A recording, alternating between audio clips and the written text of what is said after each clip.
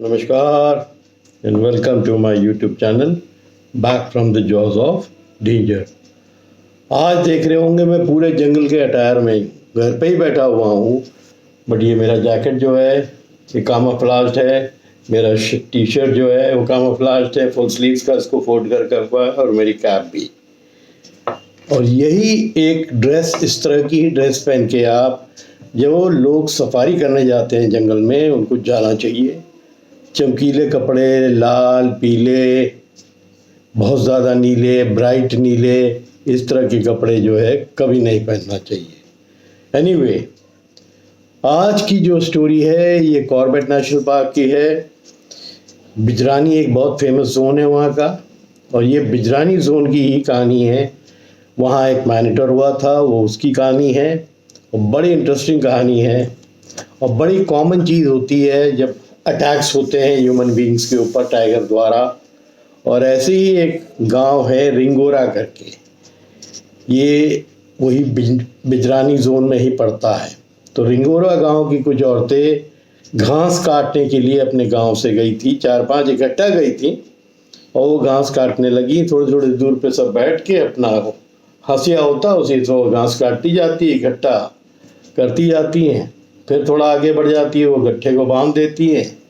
तो ये काटती जा रही थी, बढ़ती जा रही थी, और वो बेखबर थी कि जब वो वहाँ आई थी तब से लेके जब तक वो काटना चालू कर रही थी, उनको 2 आंखें देख रही हैं किसी झाड़ी के पीछे से।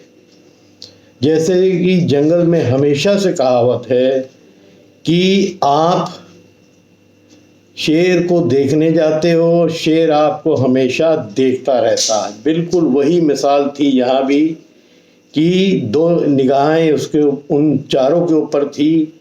और एक अनफॉर्चुनेट औरत जब काटते काटते जो बड़ा सा बुश था जिसके पीछे वो टाइगर छुपा हुआ था, वहाँ तक पहुँची। और ये लोग तब तक थोड़ी थोड़ी दूरियाँ इन चारों में बढ़ गई थी, 4 औरतें थीं। तो उस टाइगर ने एक औरत जो बिल्कुल किनारे आ गई थी, उसके पास आ गई थी, उस पर अटैक कर दिया और उसको पकड़ लिया। तो जैसे ही उसको पकड़ा तो ये तीनों औरतें खड़ी हो गई, बैठ के ही काटते हैं, और खड़ी हो गई और बड़ी जोर जोर से हल्ला करने लगी। जब हल्ला करने लगी तो टाइगर ने एक बार में उस औरत को छोड़ा, फिर थोड़ा पीछे गया, बट फिर इनकी तरफ मॉक चार्ज किया गुस्से में, ये दिखाने की ताकि वो डर के भाग जाए, ताकि जिसको इसने पकड़ लिया था तब तक तो वो अधमरी थी। पर जब फिर इसने मॉक चार्ज किया तो औरतें थोड़ा सा पीछे हुई, और इसने आके फिर से उनको दबोचा, और तब तक तो उसको पीछे से मार के उनका जो है गला टूट गया था, उनको गिरा दिया था। पर इन औरतों को वो भी नहीं मालूम था। तब भी जो कहावत है ना कि पहाड़ की जो बहादुर औरतें होती हैं वो किस तरह की होती है, उसकी एक मिसाल है। इन लोगों ने फिर हल्ला करना चालू किया, छोड़ा नहीं उसको कि वो खींच के ले जाए, छोड़ा नहीं।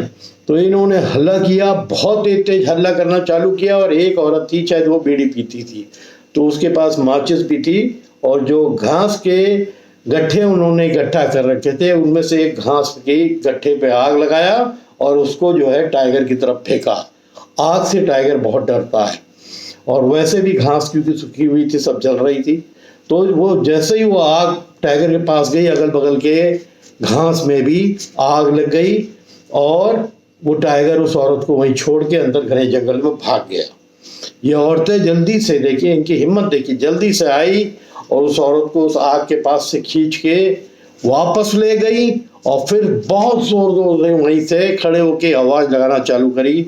उनकी आवाज़, पास में कुछ लोग थे जो गांव के ही थे पर थोड़ी सी दूरी पे थे, उनको सुनाई दे गई। वो लोग भागे और भाग के आए, और फिर इस औरत को इन्होंने जो है पकड़ा और देखा कि भाई क्या बात है। तो उन्होंने बताया कि क्या क्या हुआ था, ऐसा किस तरह टाइगर इसके ऊपर, इस औरत के ऊपर आ गया था। पर तब तक वो औरत ख़त्म हो गई थी।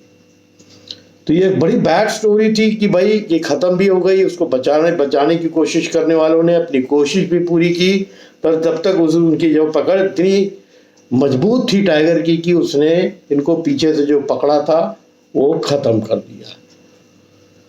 तो तभी ये जब लोग आ गए वो आवाज़ से डर के जो टाइगर भाग गया ना, तो उसको बॉडी को उठा के गांव वाले जो है अपने गांव ले आए। फिर उन्होंने बोला ऐसे काम नहीं बनेगा, क्योंकि उस तरह के अटैक शायद हुए थे। तब उसकी बॉडी को उठा के, उस समय वो जो पार्क के डायरेक्टर थे मिस्टर नेगी करके, वो रामनगर में दे देते, उस बॉडी को वहाँ रखा और उनके घर का घेराव कर दिया। जब घर का घेराव किया तो हल्ला हो गया, पूरे शहर में ही हल्ला हो गया कि एक औरत की बॉडी आई है, पूरा पूरा गांव आया है। तो उन्होंने डायरेक्टर साहब ने जो है ये उनको वादा किया कि हम उसे जल्दी से जल्दी मारने की कोशिश करेंगे, जो मैनेटर हो गया है। अब इसके पहले उसने क्या किलिंग की थी ये हिस्ट्री मेरे को भी नहीं मालूम है, बट उसने क्योंकि ये अटैक किया था, तो वो ये टाइम जो मैं आपको ये स्टोरी बता रहा हूँ ये 80s के आसपास की है। तो उसको मैनेटर घोषित कर दिया गया और डायरेक्टर साहब ने उसको शूट डाउन करने का भी ऑर्डर दिया। तो जिस जगह अटैक हुआ था उसी दिन वहाँ मचान लगा दिया गया। और इस स्टोरी में एक बहुत इम्पोर्टेंट मैं बात बता रहा हूँ, जिसके पहले भी मैंने बात बताई थी कि डायरेक्टर साहब ने उन गांव वालों को कन्विंस किया कि क्योंकि ये लेडी ख़त्म हो गई हैं अब, तो क्या हम उनकी बॉडी को उस जगह रख सकते हैं, ताकि जब हम मचान में बैठें तो टाइगर का ये नेचर होता है कि जो भी किल वो करता है वो उस जगह को इंस्पेक्शन करने या दोबारा लेने, अगर पड़ी हुई कोई चीज़ तो उसको लेने आएगा। और बताइए इतने साल पहले वो गांव वाले उस चीज़ पे राज़ी हो गए कि वो लेडी की बॉडी को वहाँ रखें, ताकि जो टाइगर वहाँ से भाग गया था वो दोबारा उसको क्लेम करने के लिए आए और ये मचान पे जो बैठे हुए ऑफिशियल्स थे उसको शूट डाउन कर सके। तो दोनों ऑफिसर्स ने गांव वालों को कन्विंस कर लिया, रिक्वेस्ट कर लिया और किल पे रखने की अनुमति ले ली। और टाइगर्स की स्पेलिंग पावर आप जानते हो कि बहुत बड़ी होती है, बट उससे भी बड़ा काम गांव वालों ने किया था और उन लेडी के घर वालों ने किया था कि वो एग्री कर गए बॉडी रखने के लिए। तो धीरे जब इसकी बॉडी इनकी रखी गई, ये एक बहुत बड़ा एग्जाम्पल है और बड़ा रेयर एग्जाम्पल है, स्पेशली आज के सिनेरियो को लेके। जब टाइगर किसी की गाय भैंस या कोई भी जानवर को मार देता है, लोग तुरंत उसको लेके दफना देते हैं। अगर कोई चीज़ मर गई है और उसके ज़रिए आप टाइगर तक, उस मारने वाले टाइगर के तक पहुंच सकते हैं, तो उसमें गांव वालों को ज़रूर हेल्प करना चाहिए, क्योंकि वो वापस तो आने नहीं, जो जाने वाला है वो चला गया है, वो वापस तो आने वाला नहीं है। तो जब दोनों शूटर्स, ये बहुत बड़ा एग्जाम्पल है कि आज के टाइम पे ऐसा ही होना ही चाहिए। ये लोग अपनी बॉडी को लेके तुरंत चले जाते हैं, उसको दफना देते हैं, बगैर ये सोचे कि अगर कोई भी शूटर हंटर आएगा बैठ के मचान पे छुप के उस टाइगर का इंतज़ार करेगा, तो अगर सबसे अच्छा होता है कि जिसको उसने मारा है अगर उसकी बॉडी वो वहीं रखी हुई है, तो ये समझ लीजिए कि वो 100% आएगा और 100% चांस रहेगा उसको शूट डाउन करने के लिए। तो ऐसा ही हुआ, उनकी बॉडी को वहाँ रखा गया और दोनों इंतज़ार करने लगे कि कब आएगा। तो थोड़ी देर में उन्होंने देखा कि जो टाइगर है उसको अपनी बॉडी, जो उनकी जिसने उसको मारा था, उस बॉडी को रिक्लेम यानी दोबारा कब्जा करने के लिए वो उसने वहाँ आने लगा। और मचान पे दोनों शिकारी बैठे ही हुए थे, क्योंकि इतना बवाला हो गया था उसको लेके, उनकी बॉडी को लेके। वो देखते हुए इंतज़ार कर ही रहे थे क्या हुआ। बहरहाल जब टाइगर बॉडी के पास आया तो दोनों शिकारी को बिल्कुल क्लियर वो मिला और जो डायरेक्टर साहब थे उन्होंने अपने राइफल से शूट किया और गोली उसके गले पे लगी। जैसे ही गोली उसके गले पर लगी तो वो वहाँ गिरा, थोड़ा सा गिरा, बल्कि उसके पास की जंगल के भीतर फिर जल्दी से भागा और घुस गया। अब क्योंकि टाइगर घायल हो गया था, इंजर्ड हो गया था, उसको फॉलो करना पोस्टपोन करना पड़ा क्योंकि अंधेरा हो रहा था। तो ये रखा गया कि अब नेक्स्ट डे आएंगे और तय करेंगे कि क्या है, उसकी ब्लड ट्रेल को फॉलो करेंगे, क्योंकि इंजर्ड हो गया है तो वो ज़्यादा डेंजरस हो गया है। फिर तब तक तो ये बॉडी वॉडी जो लेडी की इन्होंने रखी थी बेड के रूप में, वो वहाँ से उठा ली और तय हुआ कि अगले दिन आके जो है जो एक्सपर्ट्स हैं फिर बैठेंगे और फिर जो है हाथी पे आएंगे। पैदल तो आप आ नहीं सकते, आपने उसको इंजर्ड कर दिया है। अब इस हाथी में आने के बाद ये वायरलेस हुआ, मैसेज हुआ कि डिकाला से जो एक्सपर्ट माहौत है इश्तियाक, ये स्टोरी जैसे मैंने बोली थी या कुछ डेज से ही हमने ली है। ये जो किताब मैंने आपको इसके पहले भी जो स्टोरी डाली थी मिस्टर अकील फारूकी की, उसी में ये इश्तियाक के ऊपर ही ज़्यादा स्टोरीज है। तो इश्तियाक एक वेल ट्रेंड और मजबूत किस्म का उसकी हथनी थी रंबा, उसको बुलाया गया डिकाला से। स्पेशल ऑर्डर्स हुए कि इसमें जो हाथी की ज़रूरत पड़ेगी वो एक्सपर्ट चाहिए, क्योंकि वो एक तो नंबर 1 वो मैनेटर टाइगर है और दूसरा वो इंजर्ड हो गया है और भाग गया है। तो ये रात के आज 8 बजे वार्डन जो उस समय के डायरेक्टर थे, इंचार्ज थे, पंत जी ने ऑर्डर किया। मिस्टर पंत जो है इश्तियाक के घर पहुँचे, कोई मिस्टर पंत थे, उनको ऑर्डर हुआ था।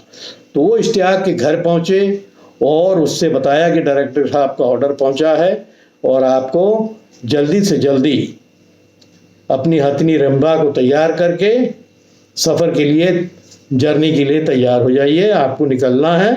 और उन्होंने पंत जी को एक आर्म गार्ड भी उनके रिक्वेस्ट पे दिया, क्योंकि थोड़ा सा रात भी हो जाती, आता है इतनी दूर है, 30 किलोमीटर का सफ़र था, तो हाथी के ऊपर बैठ के इन तीनों को आना था। तो एक गनमैन था डायरेक्टर साहब ने दिया था, उसका नाम था मिस्टर मेहरा। तो वो गनमैन मेहरा जो था वो साथ में इन लोग के आया और फिर पूरी रात सफ़र हाथी पे करने के ऊपर काला धनगढ़ी रोड पर सुल्तान अफारे थे। सभी बिल्कुल सुबह वहाँ पहुँचे, यानी रात भर हाथी के ऊपर रहे लोग निकल के, फिर वहाँ पर सुल्तान अफारे, सुल्तान कोई जगह है उसके अफारे पे पहुँचे। क्योंकि सफ़र 30 किलोमीटर दूर था तो सभी थक गए थे और खासकर हथनी बहुत थक गई थी और रात का सफ़र था। रात भर सोचिए कि ये लोग घने जंगल में ट्रैवल करते रहे यहाँ आने के लिए, और कितना डेंजरस होता है कि खाली वही एक जो मैनिटर हो गया तो वही नहीं, उसके अलावा और भी टाइगर्स रास्ते में हो सकते थे मिलते। इसीलिए एक जो है राइफलमैन इनके साथ हाथी के ऊपर आया, बट वो हथनी बहुत कॉन्फिडेंट थी, इसीलिए उसकी डिमांड, उसकी और इश्तियाक जो माहौत था उसकी डिमांड पूरे तराई में रहती थी। पूरे कॉर्बेट को तो छोड़ दीजिए, पूरे तराई में उसकी डिमांड रहती थी। तो रेस्ट किया, फिर एफआरएच के स्टाफ से आकर डायरेक्टर साहब ने पूछा कि आगे के लिए कब निकलेंगे। सब पूरे स्टाफ ने आके पूछा। तो जो इश्तियाक था उसने अपने चाराकट से रंबा का हौदा उतारने को कहा कि रेस्ट करने देंगे, तो उसको रेस्ट करने दिया उस दिन, क्योंकि हो ही गया था। फिर ये तय हुआ कि वो लोग थोड़े कुछ घंटों के आराम करने के बाद सभी लोग आगे का सफ़र तय करेंगे। तो ये तय हो गया। तो धनगढ़ी गेट पर इश्तियाक को ऑफिशियल ने बताया कि उसकी मूवमेंट की पूरी खबर वायरलेस से डायरेक्टर साहब ने और ऑफिशियल्स को कर दी है कि भाई इश्तियाक अपनी हथनी रंबा को लेके आ रहा है और उसी से वो लोग ट्रैक डाउन करेंगे उस माइटर टाइगर को जिसने उस लेडी के ऊपर अटैक किया था। तो इश्तियाक का ट्रीटमेंट एक वीआईपी की तरह हो रहा था, क्योंकि उसकी काबिलियत थी, उसके हाथी के साथ जो उसका कॉम्बिनेशन था, मैं पहले भी स्टोरीज में बता चुका था, उसकी काबिलियत थी। तो अंदर ही अंदर वो कुछ भी हो रहा था कि देखिए उसकी डिमांड चल रही है, वायरलेस आ रहा है। तो अब इश्तियाक को प्रॉपर बिजरानी सीधे न जाना था, वहाँ से वो सेमल चौर करके एक जगह है, अमडंडा गेट होते हुए ही जाना था। अमडंडा गेट एक जगह है, वहाँ होते हुए ही जाना था। तो सब जानते थे कि हाथी को अगर अंधेरा हो गया तो आगे बढ़ना ठीक नहीं होगा, अगर अंधेरा हो गया तो हाथी को लेके बढ़ना ठीक नहीं होगा। जब वो रिंगोरा पहुँचे तो आम डंडा गेट से 2 किलोमीटर दूर ही था कि इश्तियाक ने देखा कि उसका दामाद भी वहाँ मौजूद है। उसका दामाद भी फॉरेस्ट में जॉब करता था, वो भी मौजूद था। तो उसने पूछा अपने दामाद से कि भाई तुम कैसे हो यहाँ पर। तो उसने बड़ा खुश होकर बताया कि भाई पूरे जंगल में खबर है कि आप आ रहे हो। तो आप समझ सकते हो कि इश्तियाक की डिमांड फॉरेस्ट डिपार्टमेंट में किस तरह की थी। तो अपनी इम्पोर्टेंस से इश्तियाक मनी मन उसने दिखाया तो नहीं, जताया तो नहीं, बट वो फूला नहीं समाया कि देखिए मेरे को कहाँ से बुलाया गया और पूरे फॉरेस्ट के स्टाफ को मालूम है कि मैं आने वाला हूँ, मेरे आने के पहले ही लोग, मेरा अपना दामाद भी यहाँ पहुँचा हुआ है। जल्दी ही इश्तियाक सेमल चौर पहुँच गया। उसने देखा कि डायरेक्टर भी वहाँ पहुँच चुके हैं और अपने साथ स्टाफ के लिए खूब खाना आना पैक करके लाए थे। उन लोगों को खाना आना सब खिलाया गया। तय हुआ कि भाई कब निकलना है, कि 4 बजे हम लोग सब निकलेंगे उस मैनेटर के खोज में। ये तय हुआ शाम के 4 बजे। तो डायरेक्टर साहब और मिस्टर एएन सिंह, ये 2 लोग थे जिनके पास बंदूक थी। यह इश्तियाक की हथनी रंबा पर सवार होकर उस घायल टाइगर को सर्च करने के लिए चल दिए। ठीक उसी जगह जहां पर पहली गोली उसको मारी गई थी, जब उसको छूट गया था गले में जो उसको लगा था, वो दोनों अफसर टाइगर मैनेटर मेल को मेल बता रहे थे, जबकि इश्तियाक उनसे बहस कर रहा था कि हमें लगता है कि जो वो टाइग्रेस है। बहरहाल ये आगे की कहानी है, फिर मैं बताऊंगा इसके बारे में क्या हुआ। तो डायरेक्टर टाइगर को मेल इसलिए भी बता रहे थे कि उसकी साइज के हिसाब से, साइज तो बड़ा था, और उनका ये भी था कि उसके जो जेनिटल्स हैं यानी जो टेस्टिकल्स हैं उससे वो पहचान गए थे कि वो मेल है। तो जब उन्होंने शूट किया था पहला वाला शॉट, तो उसी से उन्होंने उसको आइडेंटिफाई किया था कि वो मेल था। दोनों जो ऑफिशियल्स थे वो ये भी जानते थे कि एक घायल मैनेटर को सर्च करना इतना आसान काम नहीं होगा, इसीलिए उन्होंने शाम के समय वापस लौटना ठीक समझा, क्योंकि अंधेरा भी होने लगा था। अब 4 बजे आप निकले हैं तो अंधेरा भी जल्दी हो जाएगा। तो इसीलिए उन्होंने शाम को वापस लौटना ठीक समझा, क्योंकि 1.5-2 घंटे सर्च करने के बावजूद भी वो टाइगर इनको नहीं मिला, और ना ही कोई ऐसी सुराख मिली कि जिसको ये लोग फॉलो करें। तो फिर ये तय हुआ कि आज ये ड्रॉप कर लेते हैं, वापस चलते हैं और अगले दिन सर्च ऑपरेशन अपना चालू करेंगे। तो जो लोग फॉरेस्ट के अंदर जाते रहते हैं ना और सफारीज करते हैं, इनको ये मालूम ही नहीं है कि फॉरेस्टर्स की लाइफ कितनी डिफिकल्ट होती है, और ख़ासकर अगर इस तरह का केस आ जाता है जिसमें ह्यूमन और एनिमल का कॉन्फ्लिक्ट होता है, एक औरत या आदमी मार दिया जाता है और टाइगर को गोली लग जाती है और वो भाग जाता है, तो एक घायल शेर बहुत नुकसान कर सकता है। अगर आने वाले समय पे जंगल पे अगर कोई ह्यूमन बीइंग को दोबारा देख ले तो पूरा गुस्सा उसी पे उतार देगा। बहरहाल अगली सुबह जब बहुत ये लोग पहुंचे तो एक बकरा लेके इन्होंने बांधा वहाँ पर, जहाँ पर उसको लेडी की बॉडी पहले रखी थी, वहाँ पर इन्होंने एक बेट बकरा रखा, उसको रस्सी से बांध दिया, बेट बोलते हैं उसको। तो बकरे को रख दिया तो ताकि उसकी आवाज़ जब हो, और उसको बकरे को बांध दिया उन्होंने, और वहाँ से ये लोग निकल आए।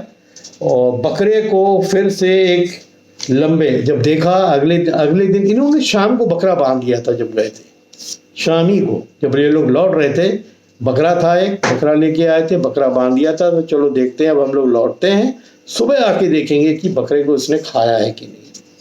तो जब अगली सुबह ये लोग पहुंचे तो देखा कि बकरा वहीं बंधा हुआ है। इसका मतलब टाइगर नहीं आया। टाइगर एक बहुत इंटेलिजेंट जानवर होता है, इसका मतलब टाइगर ने कहीं ना कहीं दूर से सूंघ लिया होगा कि इंसान आए हुए हैं, किसी को लाए हैं, और बकरा मिमिया रहा है। अगर उसके मन में भी होगा, नंबर 1 तो उसके हाथ से किल निकल गया था, वो लेडी जिसको मारा था वो निकल गई थी, तो भूखा तो ज़रूर होगा, बट वो जानता था कि अगर हम इस ट्रैप में आएंगे, बकरी की आवाज़ पे आएंगे, तो हो सकता है कि हम फंस भी जाए। शिकारियों ने वो बकरा इसलिए लगाया था कि ये कंफर्म हो जाएगा कि अगर ये बकरे की आवाज़ पे आएगा तो हम कंफर्म हो जाएंगे कि ये वही टाइगर है, तभी वो आएगा। बहरहाल आए, सेकेंड डे जब देखा कि बकरा वहीं पर खड़ा हुआ था, अपना जो है घास आस चर रहा था। तो कुछ देर इंतजार करने के बाद जब देखा कि टाइगर नहीं आया और कोई निशानी नहीं लग रही थी, तो अफसर्स ने ये तय किया कि वापस रामनगर लौट जाएंगे और इश्तियाक को सिचुएशन को मॉनिटर करने के लिए वहाँ छोड़ देंगे, क्योंकि इश्तियाक वैसे भी बहुत दिमाग वाला था। उसको इंचार्ज बना दिया। काफ़ी इंतजार करने के बाद बेट पर जब अगले दिन भी इश्तियाक ने देखा कि बकरे के ऊपर टाइगर ने अटैक नहीं किया, तो इसका मतलब 2 दिन, एक दिन तो उसने मारा, दूसरे दिन ये बकरा रखा गया, तीसरे दिन ये बकरा रखा गया, अब हो गया तीसरा दिन। तो तीसरे दिन भी वो बकरे पे अपने जो बेट इन लोगों ने बकरे के रूप में लगा रखा था उसके ऊपर नहीं आया। तो काफ़ी इंतज़ार करने के बाद बेट पे जब देखा कि नहीं है, तो इश्तियाक ने क्या किया, उसे वहीं छोड़ दिया और कैंप लौट आया। तीसरे दिन भी जब सुबह बकरा वहीं बंधा हुआ था, तो टाइगर का जब नामो निशान नहीं हुआ, तो फिर ये हुआ था कि क्या करा जाए। तो इश्तियाक ने उसे खोलकर रिंगोरा अपने साथ ले आया। जो गांव था वहीं पर वो रिंगोरा जो गांव था वो ले आया, क्योंकि वो टाइगर जानता था, इश्तियाक को ये समझ में आ गया था कि वो बकरे को अब मारेगा नहीं, वो आएगा ही नहीं। उसको समझ में आ गया है कि लोग उसके पीछे हैं, उसकी हो सकता है उसकी जान को खतरा हो।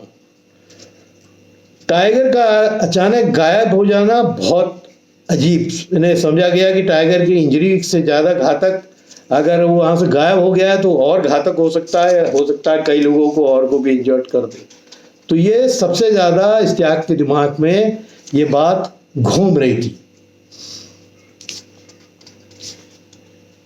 उसने जहाँ पर वो मरा था उसकी मिट्टी जो थी वो भी देखी अगल बगल कि कहीं खून के धब्बे दिख जाए, बट जब 4 दिन हो जाते हैं तो खून ख़त्म हो जाता, सूख जाता है, तो उसके धब्बे तो मिलना बहुत मुश्किल था। खाली अंदाज़ा ही लगाया जा सकता था कि जानवर यहाँ पड़ा था, फिर वहाँ से फिर उसकी बुद्धि चली, कहीं ऐसा तो नहीं कि ये कहीं आगे जाके गोली के चक्कर में मर गया हो।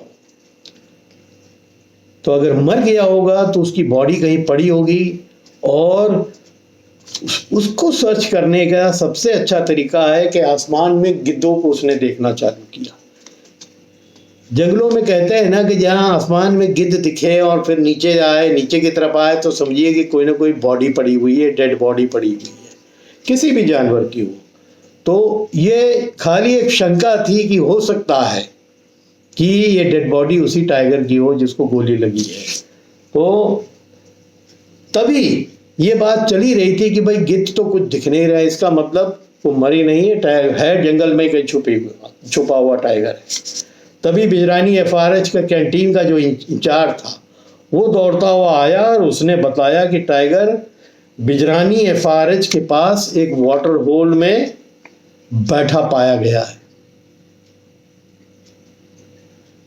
और वहाँ का जो चाराकट रशीद है ने कैंटीन के मालिक को इश्तियाक के पास भेजा था। जो आया था कैंटीन का मालिक दौड़ के, वो इश्तियाक के पास, वो वहाँ का चाराकट था रशीद, उसने भेजा था कि जाके जल्दी से बताओ कि एक टाइगर यहाँ आके बैठा हुआ है FRH के पास ही। बताइए, ये लोग जंगल में ढूंढ रहे हैं और वो बिजरानी FRH के पास एक टाइगर आके बैठा हुआ है।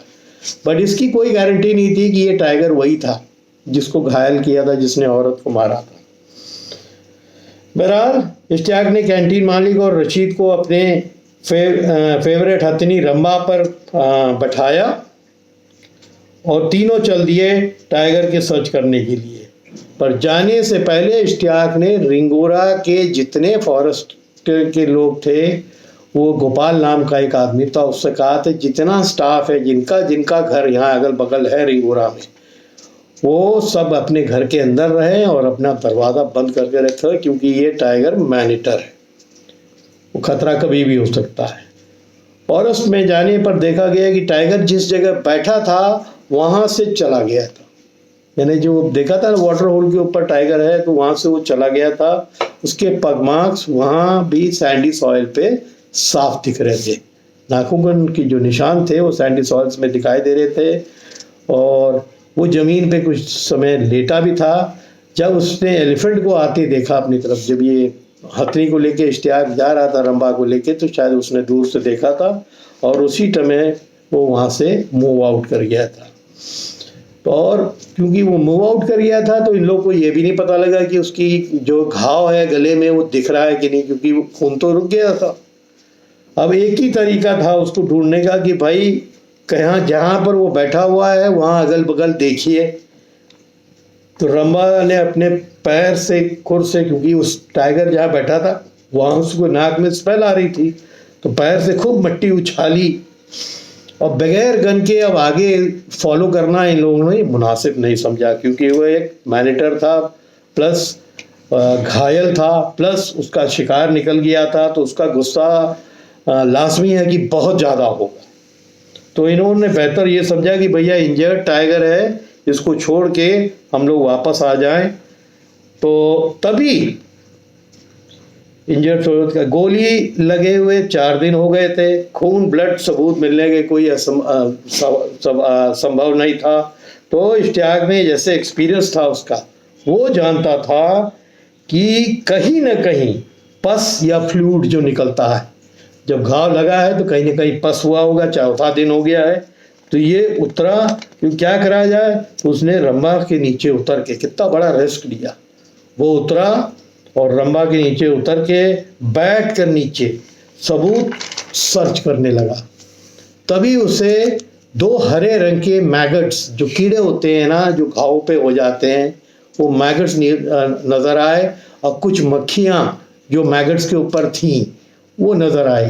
तो मैगट्स अक्सर जानवरों के घाव में लग जाते हैं। जब भी कोई जानवर मरता है ना, तो अगर दूसरा तीसरा दिन हो गया तो वो जो होते हैं छोटे छोटे से वर्म्स वो लगे हुए थे और मक्खियाँ भी वहाँ उड़ रही थी। तो इश्तियाक जल्दी से हथनी पर अपना चढ़ा और उसको ये कंफर्म हो गया कि इंजर्ड टाइगर यही है। देखिए उसका सर्च हुआ तो उसको पता लगा, जानता था कि खून नहीं गिरा होगा बट उसका पस या फ्लूइड होगा। तो जब उतरा तो उसको वो मैगट्स नज़र आए जो वर्म्स थे और मक्खियाँ नज़र आई। तो ये कंफर्म हो गया कि इसको ये वही इंजर्ड टाइगर है जो यहाँ पर बैठा हुआ था, ये दूसरा टाइगर नहीं है। क्योंकि जब भी आप जाते हो मैनेटर के पीछे कंफर्म करना बहुत ज़रूरी होता है कि हम सही जानवर के पीछे जा रहे हैं कि नहीं आते। वे सब FRH वापस लौट का है। गोपाल जो एम्प्लॉय था उसको जल्दी से रामनगर डायरेक्टर साहब के यहाँ भेजा और उनको खबर करी कि आप लोग पहुँचिए। तो डायरेक्टर साहब तो खैर अपने बहुत किसी का और शायद ऊपर से कोई ऑर्डर आया था तो उसमें अपने काम में व्यस्त थे, तो उन्होंने मिस्टर AN सिंह को वहाँ राइफल लेके तुरंत भिजवा दिया। AN सिंह इश्तियाक जल्दी से हथनी रंबा पर बैठकर टाइगर को सर्च करने के लिए फिर दोबारा निकले। साथ में इस टाइम 2 और एलिफेंट्स को साथ में ले गया, जिसमें से एक माउथ का नाम कल्लू था और एक का नाम था सरदार, क्योंकि ये था कि उसको थोड़ा घेराव करेंगे। अगर कहीं सस्पेक्ट हुआ कि इस एरिया में है, इस झाड़ी में है, इस जंगल के अंदर है, तो थोड़ा सर्च करने पर उन्हें घने एक लैंटना का बहुत घना झाड़ी नज़र आई। तो AN सिंह भी एक्सपीरियंस आदमी थे, इश्तियाक तो खैर बहुत ही एक्सपीरियंस था। तो इसने बोला कि सर हो ना हो इस लैंटना की झाड़ी पे हम अपनी हथनी को घुसेड़ते हैं, ये हमें लगता है कि यहाँ ये बैठा है, वो घायल है, बहुत आगे जाएगा नहीं, तो वो मिल जाएगा। तो इसने जैसे ही लैंटना में थोड़ा सा झाड़ी के अंदर अपनी हथनी रंबा को घुसेड़ा तो उसने थोड़ा लैंटना के बुशेस में को इधर उधर जब किया तो उन्होंने देखा कि वो टाइगर, हटाते ही देखा कि टाइगर जो है छुप के वहाँ पर लेटा हुआ है। तो एलिफेंट के आने से टाइगर उठा और सीधा घने जंगल की तरफ चल दिया, क्योंकि वो जानता था पर वो इंजर्ड था तो उसकी जो चाल थी वो बहुत धीरे हो गई थी। तो वो हल्का हल्का भागने लगा। तभी दूसरी तरफ से उस्ताद जो था इश्तियाक ने रंबा को फिर से दूसरी तरफ से उसको घेरा। तब तक इधर से जो 2 हाथी थे उसने घेरा और AN सिंह को एक क्लियर व्यू मिल गया उसको शूट डाउन करने का। और जब व्यू मिला तो उसने, जब वो 100% श्योर हो गए कि अब इस बार हम मिस नहीं करेंगे, उन्होंने फायर किया और वो इंजर्ड टाइगर को बिल्कुल सही जगह गोली जाके लगी। वो बड़ी ज़ोर से गरजा और अपने जो गले को वो बार बार ज़मीन पे घिस रहा था। जब शूट किया गया उसके बाद भी झटका हुआ तो गरजा, पर जब दोबारा लेटा तो वो रगड़ रहा था अपने गर्दन को। तो इसका मतलब जो पहली गोली जहाँ गले पे लगी थी वहाँ मैगट्स बहुत हो गए थे, कीड़े बहुत हो गए थे, उसको खुजली मच रही होगी, अनकंफर्टेबल लग रहा होगा। तो कुछ फीट तक आगे वो खाली अपनी गर्दन घसीटता हुआ गया और एक ढाल आ रही थी, उस ढाल में नीचे जाना चाहता था, पर तब तक तो उसको गोली लग गई थी और बिल्कुल सही जगह पर लगी थी। तो वो रगड़ता हुआ जमीन से अपनी गर्दन को रगड़ता हुआ गया और थोड़ी दूर जाके वो शांत हो गया। तो शॉट क्योंकि अच्छी पोजीशन से लिया गया था तो वो श्योर थे कि अब उसको शॉट तो लग गया, ये उठ नहीं पाएगा। तो टाइगर को थोड़ा आगे भागते हुए देखे ढेर हो गया वो और वहीं पर गिर पड़ा। तो इश्तियाक ने फिर जो जैसा तरीका होता है हथनी के पैर से थोड़ा उसको हिलाने की कोशिश करी, एक डंडा था उससे हिलाने की कोशिश करी, पर जब ये श्योर हो गए कि इसका कोई मूवमेंट नहीं हो रहा तो ये पक्का था कि वो जो है टाइगर मर गया है। तो फिर उसकी बॉडी को लेके उसकी टो जो थी ना वो थोड़ी सी लंबी थी, तो ये कि मेल है कि फीमेल है इस पे जो कंफ्यूजन हो रहा था। इश्तियाक कह रहा था कि फीमेल है और जो ऑफिसर्स थे वो बोल रहे थे मेल है। एक्चुअली वो एक मेल ही था, बट वो इसलिए क्योंकि उसके एलोंगेटेड बोलते हैं, उसके जो टोज थे एलोंगेटेड थे, थोड़े लंबे थे, इसीलिए वो फीमेल टाइप का शेप आ रहा था। मैं वो फोटो डालूंगा तो आप लोग देखेंगे, उसका फुट का भी वो है, मैं उसमें एक गोला बना दूंगा। तो इसीलिए वो मारा गया और उसकी बॉडी को लेके ये लोग रिंगोरा गांव आए।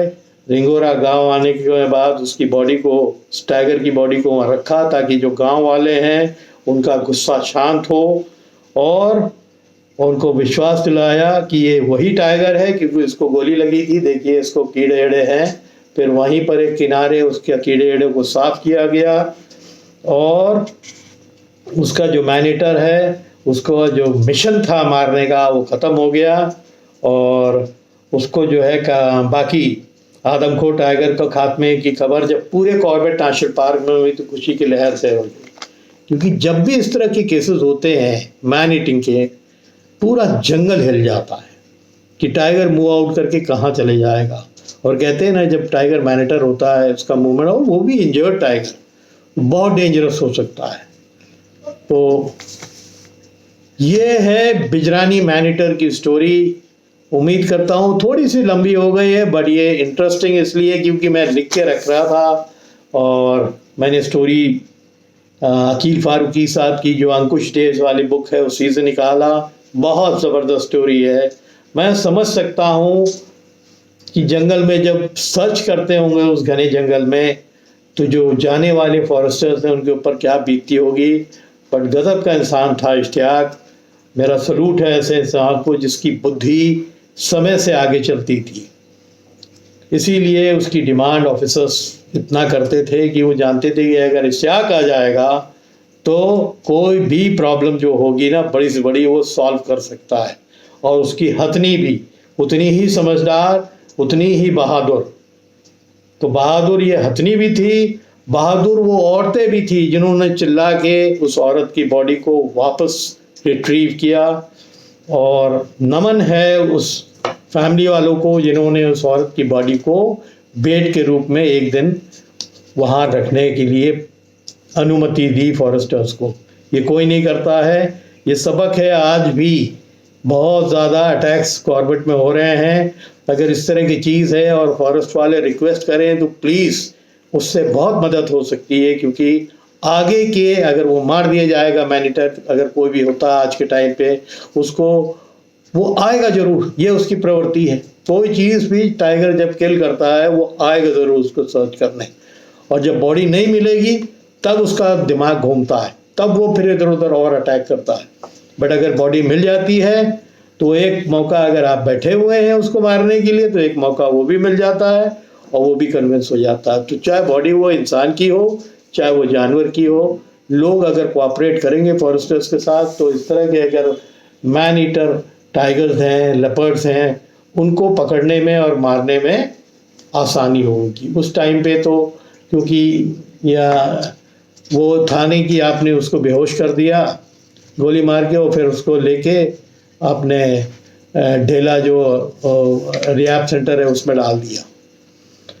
तो तब तो शूट करने की ही खाली ऑर्डर होती थी, तो उसको शूट कर दिया गया। उम्मीद करता हूँ कि ये बहुत इंटरेस्टिंग मैनीटर टाइगर की स्टोरी थी बिजरानी की, ये आप लोगों को पसंद आया होगा। अगर पसंद आया है तो इसको शेयर करिए और लोगों से। मैं रीड भी कर रहा हूँ क्योंकि बड़ी लंबी स्टोरी थी, मैंने लिख के रखा है। ये मैं अपने रजिस्टर को पूरा लिखता हूँ और इसमें बड़े पेज थे, तो मैं पलटता जा रहा था, वो पढ़ता जा रहा था। मैं जो भी स्टोरी है उसको पहले रिहर्स कर लेता हूँ, then I start writing of my own, जो भी लैंग्वेज मेरी है बोलने की उसमें। तो उम्मीद करता हूँ कि आप लोग सब बहुत हेल्दी होंगे और ये जो स्टोरी है इसको बहुत से लोगों में शेयर करेंगे और बहुत से लोग इसको जो है सब्सक्राइब करेंगे, ताकि मेरा हौसला और बढ़े कि मैं और अच्छी अच्छी स्टोरीज डालूँ। आप लोग सब हेल्दी रहिए और तगड़े से रहिए। Thank you.